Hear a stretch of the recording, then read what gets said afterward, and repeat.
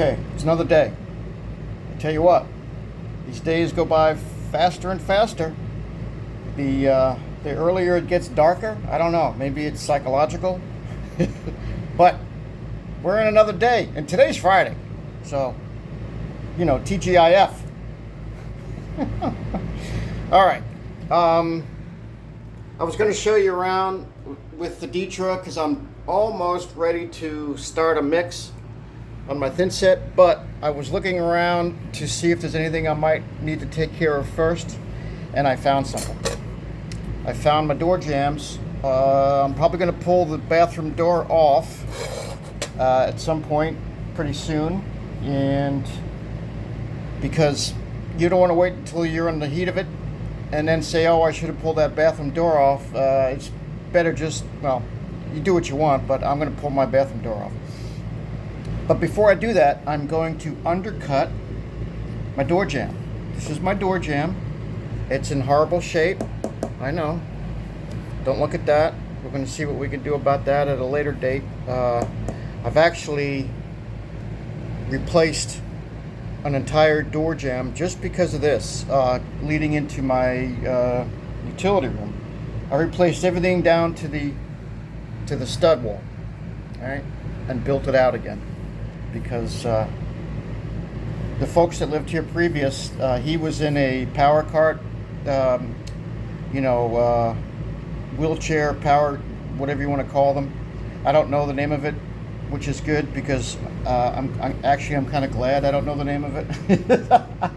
So anyway, he used to bump around the walls and such, right? You can see over there. Oh yeah, don't look at that. All right. So anyway, that's for a different day.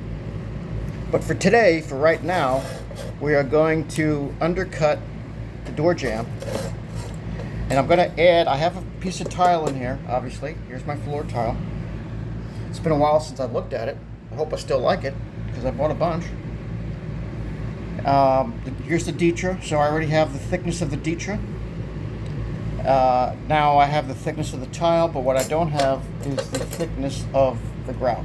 I'm sorry, the thin set, which is going to be a lot thicker than this. That's for sure. So I might actually look to see if I have something a little bit better to bolster that up a little bit. So, yeah, because I only want to cut it once. You don't want to cut it twice. You want to make sure the first time is good enough because you're just undercutting. So you shouldn't have to make a crew out of it. Look at this. See that down there? And look at this here. Well, that's not a surprise because this is a door jamb, right? So they made a, I'm going to say this is the jack and this is the king stud. So even though it's an interior, I don't think it's load bearing, but still, I don't know what above the door looks like. That's not for concern. So I am going to try to go get a piece of something a little bit thicker to compensate for the thin set layer. So let me go see if I can find something. Hold on one second.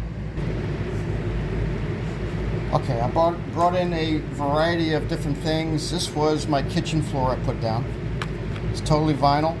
No wood particles or materials in there of any sort. It's all vinyl. And this is what a lot of things are going towards these days. And this is, for me anyway, it was perfect for a kitchen. And it came with a little rubber cushion membrane, but I didn't just use this. I also added an extra membrane. I forget what the thickness was, but this was for my kitchen, and there's the thickness. Here's the thickness of it right here. Let's just get an idea of what it might look like. See, that's not too bad, right? See, thickness of. Now, again, I'm not trying to get into the weeds with this, but here's I love my little cut pieces. Usually, and it's true for the guys and gals in the field too, when they're taking measurements and they have to write down on something, they'll use cardboard that, from their materials, whatever they're working with. In this case, This was my old, not even really a wainscot, but just like a Wayne's trim around my dining room area in the kitchen. This was the original stuff I put in years ago, and then I replaced it with I made my own wainscot with a like a, not tongue and groove, but anyway, I did that custom stuff, and this was the old stuff. This might be a little bit too thick. Right now, if I just add that without anything, that's how high it would be, and that's a little bit high because the thin set will squish, you know, it will compress a little bit. So I think that's a little bit too high. I don't want too hot. And then of course it wouldn't be me without bringing in a couple of stir sticks, right? You know, got to use these. These are eighth, so that's a 1/4 inch right there. And let's see how these compare to, oops, sorry, how these compare to this. Yeah, it's a little bit thinner than this. And we'll see, compare. I know, getting in the weeds a little bit. Robert, getting in the weeds. And look at that. That's a little bit thicker than these two. So I tell you what, I think this is going to win. The 2 stir sticks. I think that's going to win right there. Okay. And I'm going to use, I brought in a bunch of blades. Here they are here for my oscillating tool, which I might use this only because it's a little bit smaller. You know, not as wide. This thing is nice, but you can tell I've used it a bunch before. I've got this, which is almost like for metal, but you know, when in doubt, you can use this thing for anything. It'll cut through. So let me get this set up, and it's going to be noisy. I got my vacuum, and I got my ears. Here's my ears. All right, so got those. So hold on one second.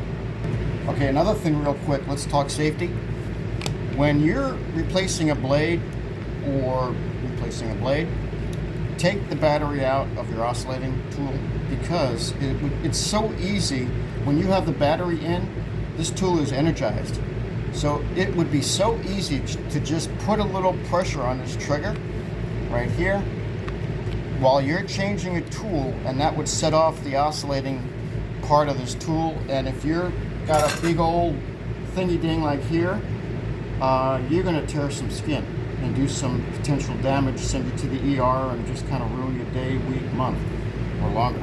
So when changing your tools, your cutting blades, take your battery out, please. Okay, I had to remind myself to do that because I brought one in with the battery already attached, which was getting weak, and I brought a replacement battery in because I didn't want to go back out to the shop. So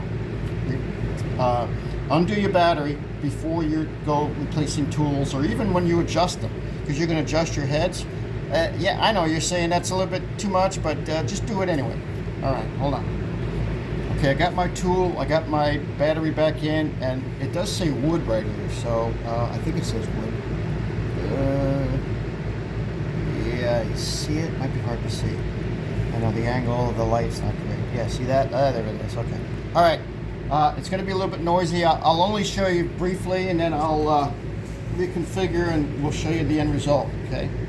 So let's just do something like this. Oh, yeah, I want to have my vacuum going too. Hold on. Hold on. Let me get you reset up. All right, it's going to be very loud, and I won't keep you that long with the noise.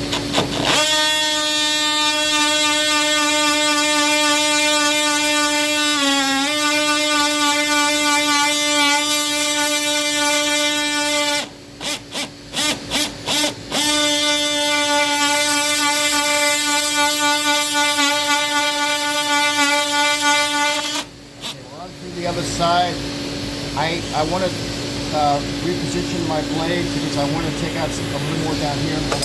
Hold on. All right. Yeah, I want to reposition my blade because I want to. It's going to be a little bit difficult to show you that, but now tile is going to come up to somewhere. I don't know where. I need to leave room for a T-molding, because I'm probably going to put T down. You know what a T is, right? It just looks like a T. The top of the T spans either side. In this case, it's my part. I keep wanting to say parquet, but it's not. It's not parquet, it's pergo. And on the other side, the T is going to span and cover my tile. The middle section of the T is going to adhere to my slab, so yes, I will have to cut this back. But I have to find the molding I want first, so that's for a different day at either Lowe's or Home Depot has a better, from my experience, Home Depot has a better selection of molding in that regard. All right, so you get the idea, right? There's my cut. And remember now, it's compensating for the thickness of the tile and my thickness of my thin set. So I'm hoping that I don't have to do any more fine tuning because I can just, now this will save me a cut, right? Hopefully this will save me a cut in my tile. Now I don't have to fashion my tile around my jamb because I undercut my jamb. This is called undercutting your jambs. So you always want to do that. That's the sign of a professional, is when you undercut your jambs, right? A lot of folks, DIYers out there, it's too much trouble, or they don't know to do this. But this is, when you have a professional come in and do some work like this, you always want to check out the door jambs and make sure they're going to undercut those, because it's a time saver and it makes the job look that much better. All right, I'm going on and on. You get the idea. I'm going to continue working and see what we can get done today. Thanks for watching. Stay tuned and happy Friday.